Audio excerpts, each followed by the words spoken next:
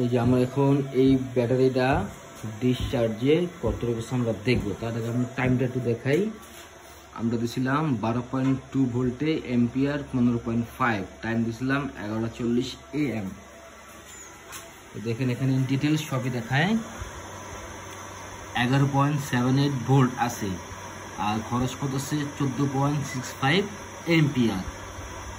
এখন দেখেন এখানে আমাদের এই পর্যন্ত কত এম্পিয়ার খাইছে একটু দেখাই, একটু খেয়াল করবেন। 18.52 এম্পিয়ার আওয়ার ও খাইছে এত সময় ধরে। এখন কটা বাজে ভাই?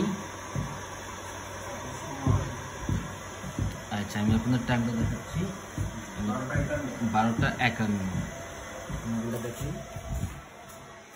এই দেখেন এখন 12:51 বাজে, আমরা টাইম দিয়েছিলাম এখানে 11:40 নাকি, ও 1 ঘন্টা বেশি হয়ে গেছে। 1 ঘন্টা আমাদের 18.1.75 এম্পিয়ার ও খরচ করছে। আমরা দেখবো যেটা ডিসচার্জ করার পরে কত এম্পিয়ার আসে।